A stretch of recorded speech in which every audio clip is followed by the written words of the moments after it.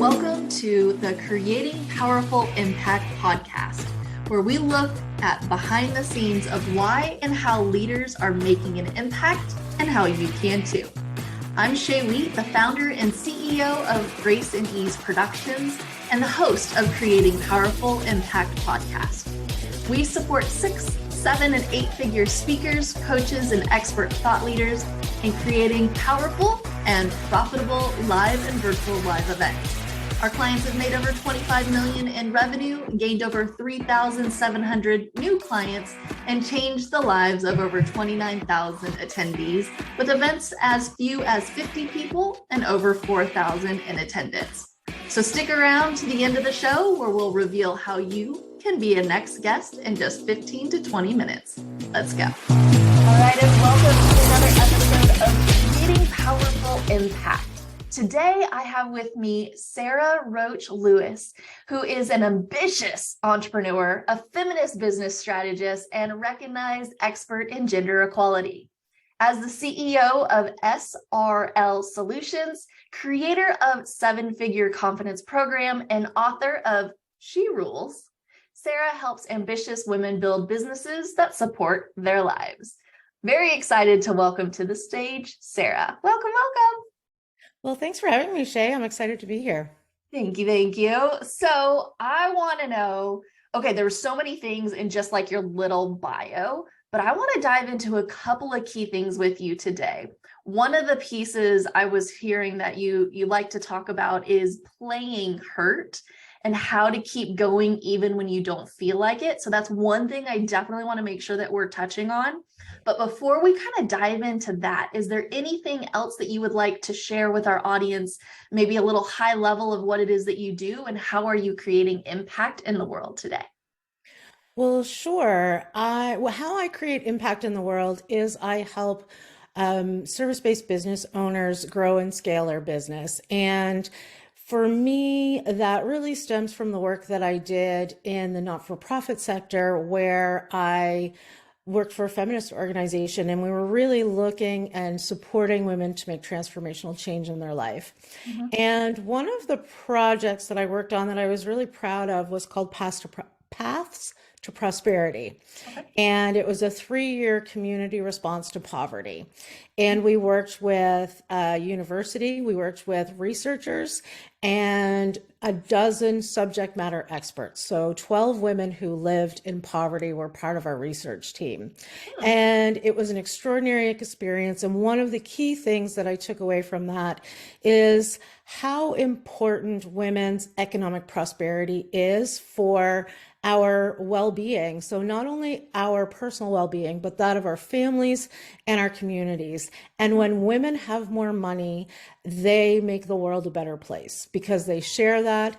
They really focus on creating community. And so for me, the impact that I want to see in the world is supporting more women to make more money so that they can create the world that they want for themselves. Yes, yes, I love it. I love it. I love it. That's fantastic.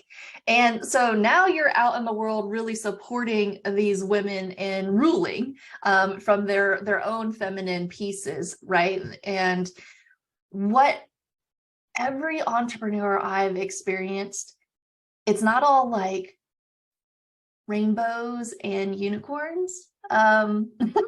It's more like, okay, I got this. I can do this. Okay, I can do this. What the fudge is happening right now, right? And we kind of like go up and we go down and we go up and we go down.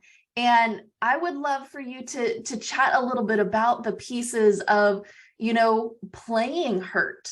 And how do you actually keep going when you don't feel like it? Because entrepreneurs, there's definitely moments I raise my hand where I go, why am I doing this?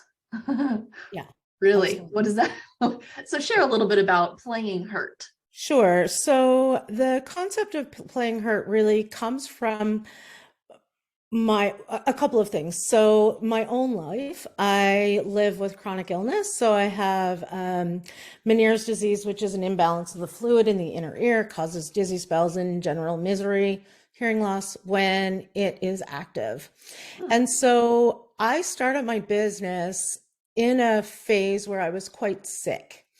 And so what I recognized is that I actually needed to really focus, like I was playing hurt. And this whole idea about playing hurt is that we all have these times in our business, like you say, we have this great plan for marketing and it doesn't work. And we are devastated by that. Or our kid is sick, or our mother needs hip replacement surgery. And suddenly we are in this caregiver role and we don't have time. Or, we're experiencing grief or loss. There are lots of reasons why we are not playing at our best. Mm-hmm. And so as I was writing my book, one of the things that I was really looking at is who are the other business owners who are the greatest asset in their business? Because that's really what we are as small business owners. And where I landed was thinking about pro athletes. Mm-hmm. And so we know that sometimes professional athletes have to play hurt. Yeah. And in those times when they do, they're doing that because there's great benefit to them. They love the sport. Perhaps it's an important game. And when they play hurt, they focus so much attention on themselves, and it is so okay. They're having ice baths, they're doing massage, they're doing physiotherapy, they're doing mindset work. They are solely focused on how do I forget about everything else that's going on in the world and have this laser focus on taking care of myself through this difficult phase. Mm-hmm. Mm-hmm. Yeah. So that kind of brings up a thought. So one of my favorite authors is Louise Hay.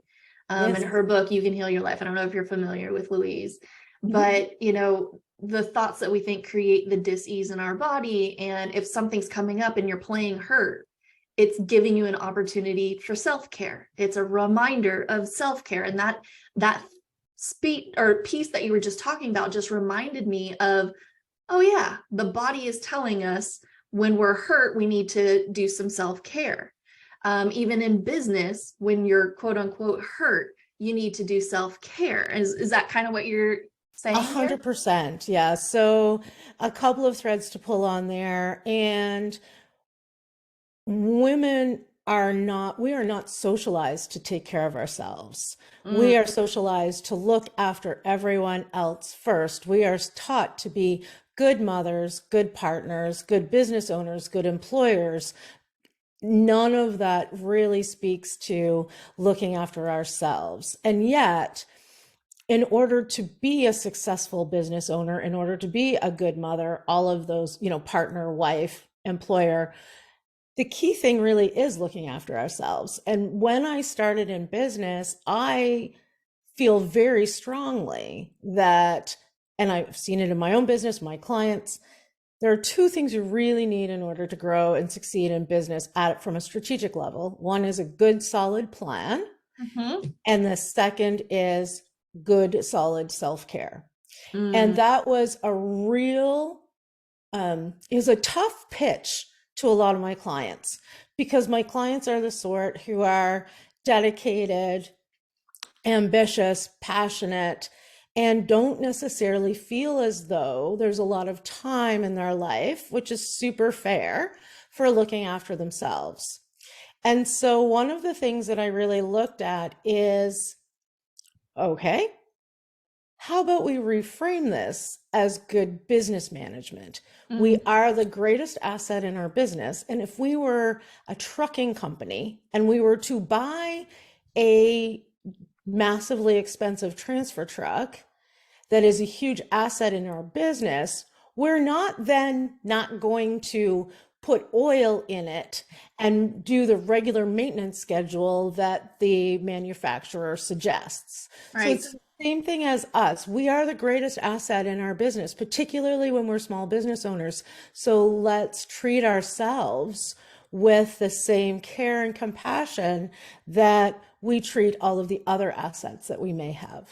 Wow. Yeah, that's so very true. When you do that reframe, and it's like, you are probably one of the assets of your company. And when you don't take care of that asset and it breaks down, then you're not putting the mask on you, right? Lisa Nichols says that all the time, put the mask on you, serve from your overflow, right? So that's fascinating. Now, somebody who's in that space right now, what is it that they can start doing to, continue to essentially play hurt, but while you're hurt, doing that self-care? What are some of the steps they need to start taking? And then how do they keep from being hurt going forward? So, really great questions. And that's where having a good plan also comes into play. So, if you are listening to this and if you are playing hurt for whatever reason, the first step is to have laser focus. So, really look at your business, look at your life. What are all of the things that you're doing that you don't have to be doing yourself, or that are not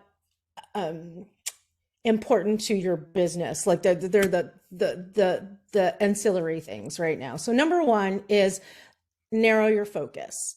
And it might be for a week, it might be a month, it might be a quarter, whatever it is, but narrow your focus to what is the most important thing that you need to be doing in your business. What is the most important thing you need to be doing at home? And that might not be making sure that the laundry is folded and put away every day. That's not the highest priority, Sarah. Yeah. And then it's really around being kind and gentle with yourself, right? We don't treat ourselves very nicely often. So if we narrow that focus, get really, really clear. And I know that when you're listening, you're thinking, but everything is important. Right. Yes. And you really want to be looking at, if you're in a period of playing hurt, maybe that's not when you launch a new website. Maybe that's not when you decide to hire someone new or whatever. So really, really looking at what is going to make the most sense for me right now. And then in terms of, so part of it is being kind and gentle with yourself. And then the second piece around that is being firm. So we know the things that we need to do in order to take care of ourselves, right? We know that we need to put good fuel in our body. We know that we should get exercise, and perhaps, take care of our mind. So what is that teeny tiny little mindfulness practice, that little tiny commitment to yourself to go outside for a walk, all of those sorts of things? And what we want to be really looking at is just make sure your good habits outweigh your bad. So if you're exhausted at the end of the night and you want to have a glass of wine, fill your boots. I'm not here to judge any of that. What I do also suggest is make sure that you get outside.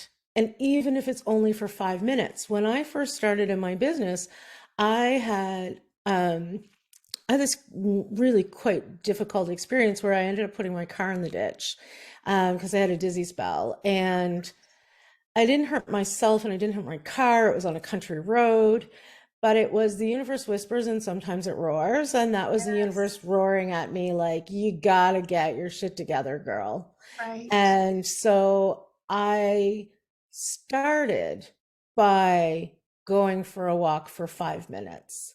And we tell ourselves, like fitness experts will say, well, just say that you're going for 5 minutes, but then you get out there and you'll go for 20. No. I just went for 5 because that's all I could handle. Right. And now I walk every single morning. I get my 10,000 steps every day, at least. I walk an hour every morning, but I started with 5 minutes. That's so good. And a great reminder, because I don't know about you, but me as an entrepreneur, I'm in the office and you've got the Slack and the emails and the clients and they're asking questions and things are like kind of blowing up over here or whatever the case may be. And then all of a sudden you look down and you're like, it's 3 o'clock. How in the world did it become 3 o'clock? I don't think I even left my desk, right? For lunch or a breather or a snack or more water or anything. And in a opportunity for me to change that, like similar to you getting out and doing your walk, like I got a standing desk. So Mm, at least if I'm still at my desk, at least I'm standing versus sitting the whole time. amazing. Yeah. And my dog, I have a Siberian Husky that we rescued a couple of years ago. She's really good at reminding me to get up and leave my desk. So great. So great. So whatever it takes to support you is just put those little pieces of accountability into your everyday routine, even if it's 5 minutes, I think is huge. And there's also a pairing too. So now, because I walk longer, I actually have a morning conversation with a dear friend of mine every morning. Oh, Or if I need to, I mean, I live in the East Coast of Canada, so it gets very punishing here in the winter. But I often, even in the winter, if I need to have a client conversation and it doesn't require a ton of notes, or it doesn't, I do love Zoom, I do love the face to face, but at least a few times a week, I will take a client on a walk with me. hmm. And I will encourage them to do the I same was going to thing. So we say, can have a walk and encourage talk, them. right?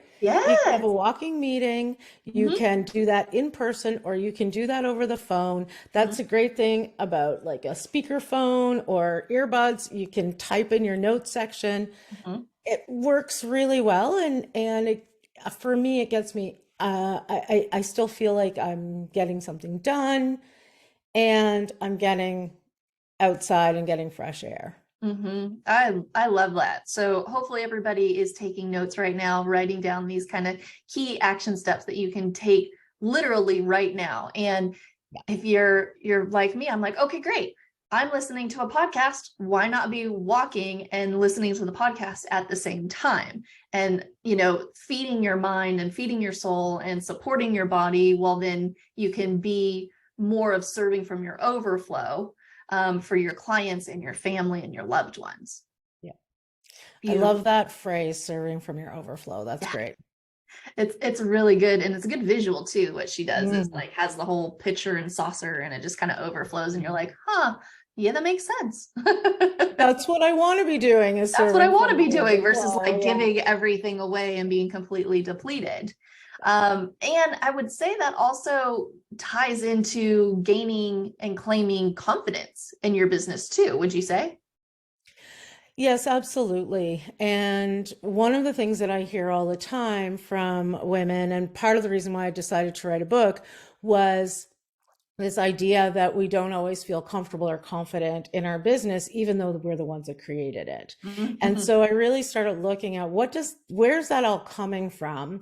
mhm, And one of the things that, when we again pull back to a strategic level, I suddenly realized business was created for men. It was inspired by military strategy. When we think about the words that we use, there's a ton of military in there. Is that the hill you want to die on? Which are guerrilla marketing tactics. Like there's a ton of it there. It's a mhm, chain of command. mhm, And supported by women at home doing everything else. And so men are really good at kind of that, knowing what their lane is and sticking in it. mhm, And so it became really clear to me that there are many reasons why women don't feel confident. And one of and so there's things that we can do around that. And one of the things I think it's really important for us to do is to recognize what's ours to own and what is not ours, and shed that and leave it. So again, if we go back to, um, if we think about the way that our world is constructed, our world is you know grown on the unpaid labor of women. mhm, And so a story, when we think about the language and the stories that we tell, we are told constantly that we're not confident. mhm, And that is an important story for the patriarchy, because that keeps us down. It keeps us exactly where society wants us, which is doing unpaid labor, which mhm, is holding each other down, by being mean and cruel to each other. So if we think about, part of our confidence is, there's lots of things that we can do to grow our confidence. And part of that is really, when those worries or concerns bubble up, really looking at where is that coming from? And is that mine to own Mhm. or not? Yeah. Yeah, that totally makes sense. And, where is that then holding you back? Absolutely. Right? Speak towards that a little bit. I know that's Yeah. definitely part of your book, She Rules. What we don't know that's really holding us back in business. Speak towards that a little bit because I find that fascinating. It really is. And so, one of the great ways it doesn't speak directly to entrepreneurship, but there are all kinds, it aligns, but there's tons of research. Women will not apply for a job unless they have 100% of the qualifications. Men apply for jobs when they have 60% of the qualifications. So that Fascinating. aligns, it's true. Fascinating. Yeah. So we have to, and I see that with my clients all the time. Women, unless they feel as though they can absolutely knock it out of the park, they're not going to pitch to someone. And Mm-hmm. so there's that piece around like we hold ourselves back because we hold ourselves to an impossible standard. Mm-hmm. Yeah. This is true. It's Yeah. true. We really do. Yeah. Wow. So I would assume in the book you kind of go through ways to support them in moving through that. Is that correct? Yes. So Okay. in the book, I really talk about how do we do things differently, right? So we know that these traditional rules, and doesn't mean that they like lots of things work well for us, but not everything does. So, really the key message is you do you. Yeah. You find your internal fortitude and you do what works for you and what follow the rules that you want and reject the rest. So the way that the book is created is, I have a little bit of stuff at the front and I tell some stories about my own life Mhm. and the people that I've worked with. And then I roll into each of the 6 rules. So I talk a little bit about the rule and then I give simple, actionable, like something you can do today to make a difference in your life or your business. And it's really funny when I got the first version of the book back. I was like, well, that's not very big. I worked really hard on this. And then I was like, oh, yeah, right. You didn't want it to be big. You wanted it to be readable and actionable. And nobody's got time to read a big book. Nobody's got time for a big book. No War and Peace going on over here. Right? We've No, no, got to no. make We some just want things like happen. what's going to happen today that's going to make a difference. And so Yes. I think the key thing for one of the key messages in the book is that 86% of women-owned businesses make less than $100,000 a year. Mm, And only 2% make more than $1 million a year in annual revenue. So those are pretty shocking stats to listen. 86% of women-owned businesses are slogging away at the hardest stage of business. And so one of the things that I really focus on is how do we create businesses that work for our lives and not businesses that we have to like stog our lives in around. right. And one of the ways that we do that is to scale through that hard stage as fast as possible. So you may never want to hit 7 figures. Right. I assure you that getting over that 6 figure hump, what that does is it gives you more resources, whether it's time, energy, and certainly financial, Right. to be able to outsource the help that you need so that you can spend more time doing what you uniquely can do, your zone of genius. And that's really where you build a business that you love and one where you're contributing to the world in the way that you want to. And that's really beautiful. Mm-hmm. Yep, I definitely agree. And just even looking at my own experience of scaling and leveraging and growing the business, where I was back in 2014, just me, myself, and I sitting at my desk, trying to figure it all out. And now having the ability to have team all over the country, doing events all over the world, and really supporting our visionary clients in reaching the masses. Yeah. Never would I have ever thought that this is where I'd be. However, like you said, is going through, having that roadmap, having that plan, going through, I would assume, the 6 pieces that you talk about in your book strategically, really allows you to move through and scale quickly. So then you get to support the next level of that growth, because you never stop growing. It's No, just a new version. yeah. And the funny thing is, we never stop growing. We never stop finding things to want to change or grow. Or in many ways, honestly, we never run out of things to not to shake our confidence. Everyone I know, regardless of their stage of business, struggles with confidence at certain times. It's just what shakes your confidence now, almost a decade in business with a team around the world, is profoundly different than what shook your confidence in 2014. That's so true. You just found new things to freak yourself out. New things. Oh, goodness. Well, my goodness, Sarah. I think we could continue talking forever. However, it's a short podcast. It's a little bit of a get to know you, but I know you have a gift for our audience, and it revolves around the book that we've been talking about. Can you share a little bit about what they get on their gift? Well, what you get on your gift is a free number of chapters, the first 3 or 4 chapters in the book. So usually you give away the first chapter, but I couldn't stop at 1. And so it really helps set the stage for the book. And if you want, to learn more, you can buy the rest of it. And I will actually have an audiobook coming, the audio version coming out soon, but not until sometime in 2023. Perfect. So that way, when everybody's taking their, 5 minutes and working towards an hour of their walk a day, they can be listening to the book on audio. I was actually listening to somebody else, and I don't know why I'd never even thought of it, but they end up buying the physical book and the audio book, and they will listen while they read. Oh. Right? Oh, that's really smart. Oh, that's so smart. Because you're hearing it, you're including a lot more of your senses. And, especially when we're doing events, we're looking at different ways that we can include as many senses as we possibly can, whether you're in person or you're virtual.